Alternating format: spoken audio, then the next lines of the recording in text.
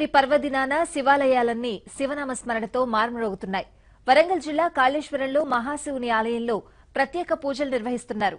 కాళేశ్వరంలోని శివాలయం నుంచి మరింత సమాచారాన్ని మా ప్రతినిధి రంగనాథ్ అందిస్తారు. రంగనాథ్, శివాయ పంచాక్షరి నామస్మరణతో ఓరుగల్లు శివాలయాలన్నీ మారుమోగిపోతున్నాయి. ఎక్కడ చూసినా శివనామ స్మరణే వినిపిస్తుంది.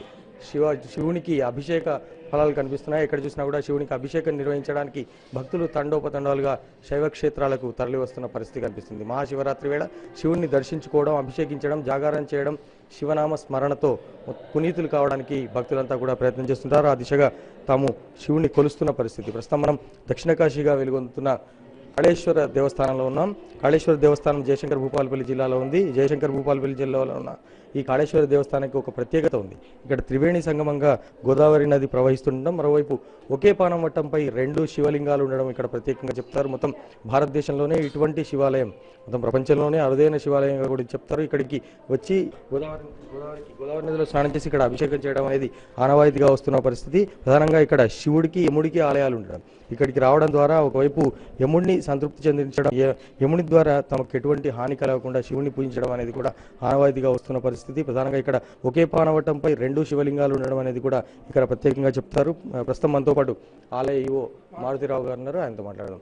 చెప్పండి సార్, ఎట్లాంటి ఏర్పాటు చేస్తున్నారు? మహాశివరాత్రి ఇక్కడికి జనం లక్షల సంఖ్యలో వస్తారు. సో ఇక్కడికి వచ్చే భక్తులకు ఎటువంటి అసౌకర్యం కలగకుండా ఎట్లాంటి ఏర్పాటు చేస్తారు? గౌరవ కలెక్టర్ గారు మరియు మంత్రి శాసనసభ్యుల వారు ఆదేశాల మేరకు 2 పర్యాయములు ఈ వరకే రివ్యూ మీటింగ్ పెట్టుకోవడం జరిగింది. మా ఆలయ చైర్మన్ గారు బొమ్మర వెంకటేశం గారు, అదేవిధంగా మా ఆలయ ధర్మకర్తలు, వివిధ శాఖల సిబ్బంది అంతా కూడా కలిసి ప్రత్యేకమైనటువంటి శ్రద్ధ వహించి భక్తులకు చక్కని ఏర్పాట్లు చేయడం జరిగింది. సోమవారము మహాశివరాత్రి మహోత్సవము అత్యంత వైభవంగా కాళేశ్వరంలో జరుపుటకు ఏర్పాటు చేయడం జరిగింది. భక్తులకు చలవ పందిర్లు, త్రాగడానికి మంచినీటి వసతి, అదేవిధంగా ప్రత్యేక దర్శనాలు, ధర్మ దర్శనాలు, అభిషేకాలు, అదేవిధంగా వారికి లడ్డు ప్రసాదాలు కూడా స్త్రీలకు వేరే, పురుషులకు వేరేటటువంటి సదుపాయాలతోటి చక్కనటువంటి వసతులంతా కూడా ఏర్పాటు చేయడం జరిగింది. మనతో పాటు ఆలయ చైర్మన్ వెంకటేశం గారు ఉన్నారు. ఆయనతో మాట్లాడదాం. చెప్పండి సార్, కాళేశ్వర దేవస్థానానికి చైర్మన్ అవ్వడం అనేది మహద్భాగ్యం. ఇటువంటి సందర్భంలో శివరాత్రికి సంబంధించి ఎటువంటి ఏర్పాటు? కలెక్టర్ గారు మీటింగ్ పెట్టిండ్రు. ఆయన పెట్టిన మీటింగ్ ప్రకారం ఆఫీసర్లంతా హాజరైనరు. ఎవరి పనులలో వాళ్ళు నిమగ్నమై ఉన్నారు. సీఎం గారు నేను యాదగిరిగుట్ట చైర్మన్గా అడిగితే కాళేశ్వరం చైర్మన్గా పంపించినాడు. ఆయన పంపిన దాని మీదకి ఆయన అనుగుణాల మీద నడుచుకుంటూ అభివృద్ధి కార్యక్రమాలలో తోడ్పాటుగా ఉంటానని ప్రేక్షకులకు అందరికీ సానుకూలంగా ఉంటానని చెప్తున్నాను. అర్చకులు ఉన్నారు, అర్చకులతో మాట్లాడే ప్రయత్నం చేద్దాం. స్వామి, అసలు ఈ దేవస్థానం ప్రత్యేకత అంటే ఈ క్షేత్ర ప్రత్యేకత కొంచెం వివరించి. కాళేశ్వరుడు ముక్తీశ్వరుడు. కాళేశ్వరుడు అంటే కాలుడు అంటే యముడు. యముడి చేత స్థాపించబడ్డాడు ఈశ్వరుడు కాళేశ్వరుడు. కాశ్యాన్ మరణాన్ముక్తి, ముక్తీశ్వరాన్ దర్శనాన్ముక్తి. కాశీలో మరణించడానికి మోక్షం ఇస్తున్నాడు. ఇక్కడ దర్శనం మాత్రం చేతనే సర్వప్రాణి కూడా ముక్తిని ప్రసాదిస్తున్నాడు. సో శివరాత్రికి ఎటువంటి కార్యక్రమాలు నిర్వహిస్తారు? ఇక్కడ కళ్యాణోత్సవం జరుగుతుంది, మహావైభవంగా జరుగుతుంది అన్నమాట. చాలామంది కూడా మహారాష్ట్ర నుండి, ఛత్తీస్గఢ్ నుండి, మన ఆంధ్రప్రదేశ్ నుండి, తెలంగాణ రాష్ట్రం నుండి చాలామంది లక్షల జనం వస్తున్నారు. తర్వాత ఇక్కడికి వచ్చిన వారికి అందరికీ కూడా కోరికలు నెరవేరుస్తున్నాయి. సంతానం కావడం, తర్వాత పెళ్లిళ్ళు కావడం, తర్వాత వ్యాపారాల్లో అభివృద్ధి కావడం, రాజకీయంలో దానిలో కూడా పైకి వచ్చిన వాళ్ళు, ఇక్కడికి వచ్చిన వాళ్ళు చాలామందికి ఈశ్వరుడు, అమ్మవారు చాలా మహిమాన్వితున్నాడు అనమాట. ఇది మొత్తంగా కాళేశ్వర ముక్తేశ్వర దేవస్థానంలో శివరాత్రి ఏర్పాట్లకు సంబంధించిన వివరాలు. ప్రధానంగా ఈసారి కాళేశ్వర క్షేత్రంలో ప్రధానంగా దక్షిణ కాశీగా వెలుగొందుతున్న ఈ కాళేశ్వర ముక్తేశ్వర స్వామి దేవస్థానంలో స్వామివారిని దర్శించుకొని అభిషేకించడానికి లక్షలాదిగా జనం తరలి వస్తున్నారు. ఛత్తీస్గఢ్, మహారాష్ట్ర, ఆంధ్రప్రదేశ్, తెలంగాణ ఈ 4 రాష్ట్రాలే కాకుండా వివిధ ప్రాంతాలు, దేశవ్యాప్తంగా చాలా చోట్ల నుంచి ఇక్కడికి భక్తులు వస్తున్నారు. అందుకు తగిన ఏర్పాట్లు కూడా చేసి ఇక్కడ స్వామివారిని దర్శించుకొని అభిషేకిస్తే పుణ్యలోక ప్రాప్తి కలుగుతుంది, కోరిన కోరికలు నెరవేరుతాయి. మొత్తంగా స్వామివారిని శివరాత్రి రోజున దర్శించుకోవడం వల్ల అన్ని రకాల సకల సౌభాగ్యాలు కలుగుతాయన్న ఒక విశ్వాసం, నమ్మకం భక్తుల్లో కనిపిస్తుండడంతో ఇక్కడ కాళేశ్వర క్షేత్రానికి భక్తులు తండోపతండాలుగా తరలి వస్తున్న పరిస్థితి. ఇది కాళేశ్వర క్షేత్రంలో శివరాత్రి ప్రాధాన్యం. Vote Hyderabad studio. మహాశివరాత్రి సందర్భంగా కోటప్పకొండకు భక్తులు పోటెత్తారు. మరిన్ని వివరాల్ని మా ప్రతినిధి సాంబశివరావు అందిస్తారు. Sambasivarao, good morning Swathi. గుంటూరు జిల్లాలో శివరాత్రి సందడి కొనసాగుతుంది.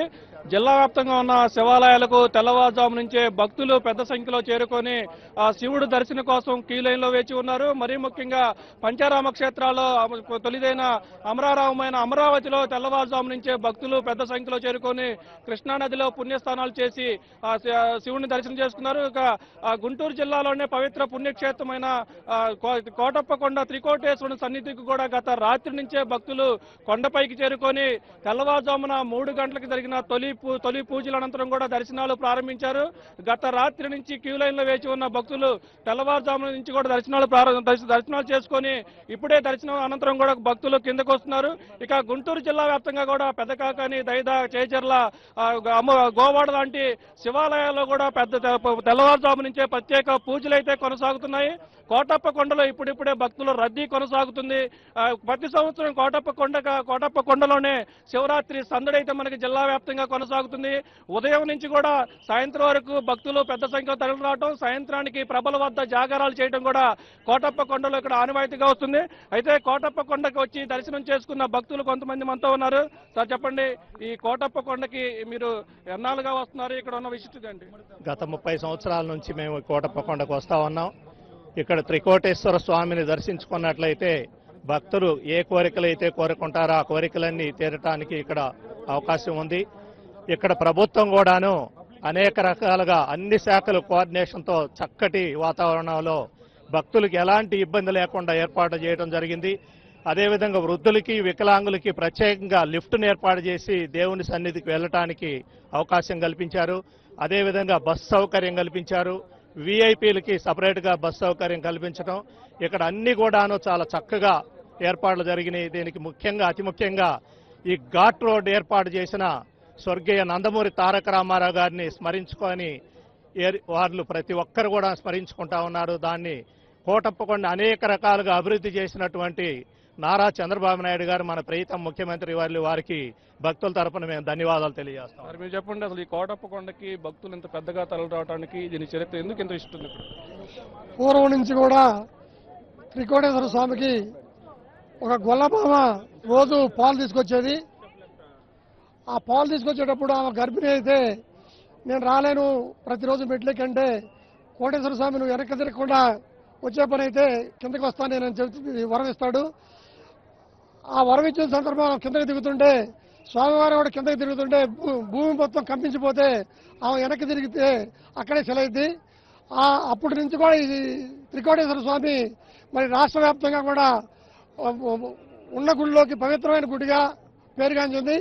ఇక్కడ ఏర్పాట్లు కూడా గవర్నమెంట్ జాతీయ పండుగ గుర్తించింది కాబట్టి ఇక్కడ ఏర్పాట్లు కూడా ప్రభుత్వం తరఫున బాగా చేశారు. ఇక్కడ ఘాట్ రోడ్ వేసినాక అంతకుముందు 50 సంవత్సరాలు దాంట్లో వాళ్ళు మెట్లెక్కాలంటే ఇబ్బంది పడేవాళ్ళు. ఇప్పుడు 60 సంవత్సరాల నుంచి 100 సంవత్సరాల వృత్తులు కూడా ఘాట్ రోడ్ మీద వచ్చి దర్శనం చేసుకొని స్వామివారిని కలిసి దండం పెట్టుకొని పోతున్నారు. కాబట్టి దీనికి కారకుడు నందమూరి ఎన్టీ రామారావు గారు. ఆయన ఎక్కడున్నా కూడా ఈ స్వామివారి దీవెనలు కావాలని చెప్పి మేము కోరుకుంటున్నాం. సార్ మీరు చెప్పండి, గత ఏడాదికి ఇక్కడ ఏర్పాట్లు కానీ సౌకర్యాలు కానీ ఎలా ఉన్నాయి? ఇప్పటికీ సౌకర్యాలు బాగా మెరుగుపడినాయండి. నాకు 72 ఏళ్ళు లిఫ్ట్ పెట్టారు. ఈ లిఫ్ట్లో నేను ఈజీగా వచ్చి ఈ స్వామివారిని దర్శించుకున్నాను. ఇదివరకు మెట్లు ఎక్కలేక ఇబ్బంది పడేవాళ్ళం. ఇప్పుడు నా కాళ్ళు ఇబ్బంది బాగా ఇబ్బంది ఉంది, రాలేకపోయినా కూడా లిఫ్ట్ ద్వారా స్వామివారిని దర్శించుకొని పవిత్రులమైన. మేడం మీరు చెప్పండి, ముఖ్యంగా మహిళలకు కానీ వృద్ధులకు కానీ ఎలాంటి సౌకర్యాలు ఏర్పాటు చేశారు? ఇబ్బందులు ఏమైనా ఉన్నాయా? చాలా బాగున్నాయండి, సౌకర్యాలు చాలా బాగున్నాయి. మేము చిన్నతనం నుంచి వస్తున్నాము కోటప్పకొండకి. మేము మెట్ల మార్గంలో వచ్చేవాళ్ళం అంతకుముందు మా చిన్నతనంలో. ఇప్పుడు రోడ్డు మార్గం వచ్చింది. కోటి వేల్పుల అండ కోటప్పకొండ. ఇది మొత్తానికి కోటప్పకొండ ఉన్న భక్తుల మనోగతం.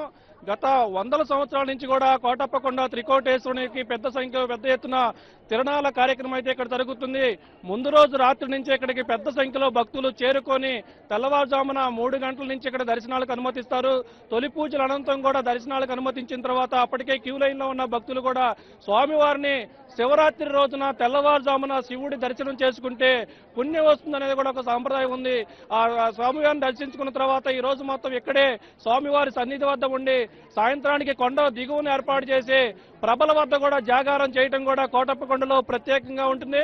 అయితే ఈ ఏడాది ఏర్పాట్లు కూడా చాలా ఘనంగా ఉన్నాయి కూడా భక్తులు చెబుతున్నారు. ఈ ఏడాది కోటప్పకొండ దేవాలయం పైకి వెళ్లేందుకు కూడా వృద్ధులకు కానీ వికలాంగులకు కానీ చిన్నపిల్లలకు కానీ లిఫ్ట్ ఏర్పాటు చేయడంతో కూడా స్వామివారిని దర్శించుకోవడం చాలా సులభంగా ఉందని కూడా చెప్తున్నారు.